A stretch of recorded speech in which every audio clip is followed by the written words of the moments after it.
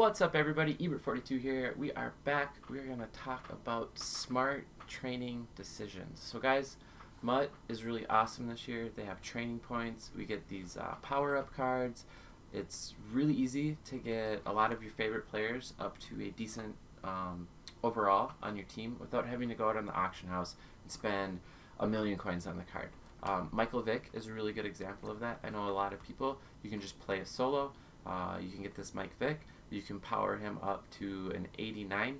It does end up costing you like 150,000 coins or something like that, but that is a far cry from spending 700k on the 91 overall Mike Vick the weekend he comes out. So I think it's a really cool feature. I want to advise you guys to be wary of this though. So you need to think about this intelligently. Any card that you quick sell for training points, you're basically taking money you have in the bank and you're throwing it away for something shiny. That's seriously what you need to think of it as, because you have coins, and whether those coins are sitting in your coin stack or they're invested in a card in your binder, they're still coins that you own. They're still part of your overall MUT net worth. So a lot of people brag about their coin stacks. A lot of people brag about how good their teams are. I like to keep in mind like the wholesale picture, right? It's like my team's really good. I have a big coin stack, and look at all these cards I have in my binder that I'm going to be able to sell for hundreds of thousands, if not millions of coins later when they spike in value.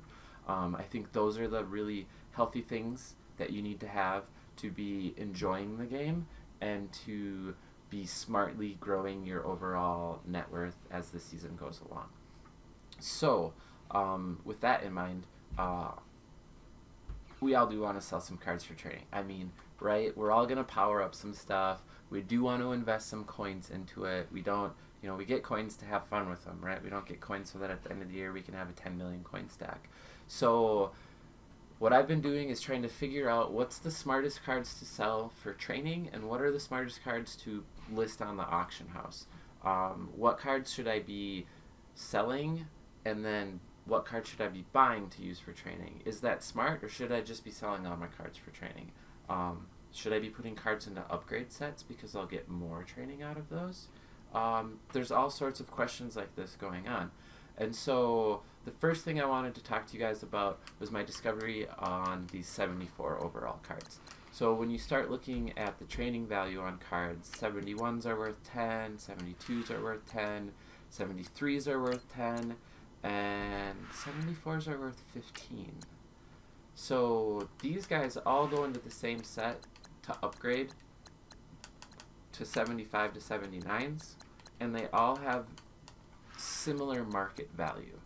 The market value on these tends to be 1,500 to 2,000, but if we're in a market crash like we're seeing because of the core rookie promo that came out and all the rookie cards got really cheap, or B, the game changer bundles came out and a lot of people are buying packs and flooding the market with cards, we can start to see some of these 74 overalls that have 15 training selling for 1,000 coins on the market. I've seen these go for 900. I've seen them going for really low lately. And when a 73 overall is going for 1,000, 1,200, and you get 5 less training out of it, it's a no-brainer that these 74 overall cards should never be put into the upgrade sets, and these should be the first cards that you look at when you want to sell cards for training.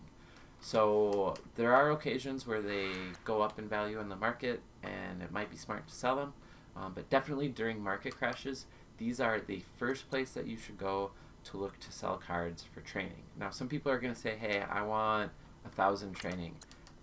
I don't want to have to go buy, 100 of these cards to get the training that I want. What if I want more? What if I want more? So what I'm going to say to you guys is look at 81s and maybe, if you can, the 83s. So again, this is predominantly driven because of these upgrade sets. If we go over into the sets and we go into the exchange sets and we look at the players, there's all these different sets to upgrade people. And the way it works is the cards in these sets tend to be tiered similarly in value. When we get up higher, we can see You know, you have to put an 80 or an 81 into this set to get an 82 or an 83, and in this one you have to put an 82 or an 83 to get an 84 or an 85. Now, I would think it's quite intuitive. You don't want to be putting 81s into this set. You'd rather be putting 80s into this set. And similarly for this, you're going to put 82s into here and not 83s, unless they're NAT cards, which we will talk about later. But if we go look at the value of these cards on their quick sells, we're gonna look at some of we'll look at some of my newest cards quick here. You can see there's some 81s in here. So this Jared Goff 95 training is not too shabby. I don't think I have any 83s here though, unfortunately. So 83s. If we take a look at these guys had 200 training. So these are kind of the 100, 200 tier of training. So again, if we're looking at the market and we're thinking that training points are normally worth about 90 coins each, you know, 100, that puts us at about 9K, and 200, that puts us at about 18K. So those are the prices that we should be looking for those cards respectively at. If the market's a lot higher than that, we definitely shouldn't be selling cards for training at that point in time. We should probably be waiting if we want to be smart about it. Now, if we go to the market right now, we're in a market crash because of these game changer bundles. But we look at 80 to 81 overall cards. We can see that we're definitely below this 9K price. I haven't done any sorting on the market at all right now, and we can see very easily a lot of cards under 9K. So this is probably an okay time right now to do some training. If that is something that you're looking to do, I would recommend further sorting down the auction house. We could do quarterbacks, we could do Jaguars, and we can see how cheap we can find like Blake Bortles for. I forget. Is it Vikings? Yeah. So you can see a lot of these are nearing 7K in value. I think that that's a really good return on your coins for training. I also think that that is a decent investment. If you watched my YouTube video from yesterday, or if you were on in the Twitch chat earlier, you know, this is good stuff. So what I do want to show for the YouTube video, I'm gonna hop over quick here.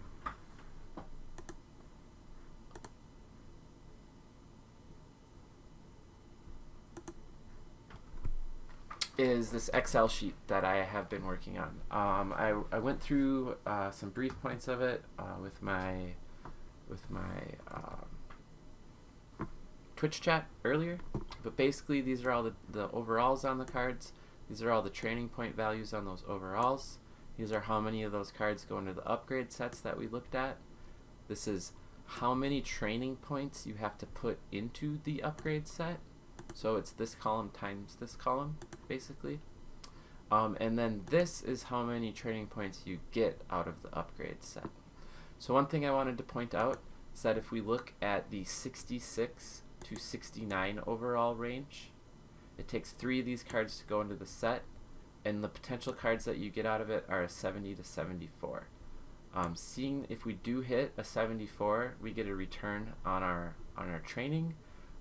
This could be an okay area to possibly gamble looking for some coins. There are some decent cards in this upper range that do have some higher coin values. So if sets come out that drive these prices up more, or if the prices on these cards go up for the Team Diamond sets, I wouldn't be afraid to do upgrades here. If you're planning on just selling these for training points, or just selling these for training points. Worst case scenario, you may lose the value of one of them if you pull one of these lower cards. If we look at the next tier up, so this is 75 to 79s. They go into a set. Takes 5 of them, and you get an 80 to 81 overall. If we look at the 75s and the 76s, they're worth 15 training points. So it takes 75 training points to do this set, and you're going to get either 65 or 95 training points out of it. So that's either going to lose 10 or gain 20. This is actually a tier of cards that I would recommend possibly putting into the upgrade set if you're looking at getting training points out of. Again, I need to do some more analysis on this. If your team no money spent, I'm recommending that you auction everything. If you're in the middle, kind of like an average Joe, you're going to auction most of the stuff. All the auctions will carry through. But there's some tiers in here, like 74s I talked about, you're probably going to use for training. The 81s you'll probably use for training. These cards you could look at putting into upgrade sets and then using for training. Depending on the value of these cards. And this is where I need to do some more analysis. What I would like to do is add some columns in here for market value, but it's just really hard to keep those columns consistent when the market's always fluctuating so much. We can see I have the training point low, so that's when you go to the prices column on MUT, and right now we're down to 75 on there. So you can see this is what you should be buying cards for if you want to use them for training on everything. And then this last column is going to be for guys that spend a lot of money, and a lot of, you know, if you are opening a lot of packs, a lot of these lower tier cards, you're just gonna see a lot of them, and so I'm thinking that you're probably just gonna want to end up training a lot more than these than, you know, team no money spent people would. So hopefully in the next week or two, it's my son's birthday next week, so we're having a birthday party for him this weekend, so I'm kind of busy getting some stuff ready around the house. Might not be ready next week, but hopefully the week after that I'll have this fully populated and advice completely charted out for all the different tiers of players, for all the different types of MUT players that there are. So hope you guys appreciate that. This will be accessible to anyone who's following me. I'll try to throw it up on Google Docs and give you guys the link for it or something like that. So for the YouTube guys, I hope that you did enjoy that Excel spreadsheet. I did go over it a little more in depth with my Twitch crew. If you want to ask more questions or get some real-time responses from me, I invite you guys to stop by Thursday nights at 8 p.m. I'm also going to try to stream on Mondays. My wife has class. Actually, her class schedule is going to change.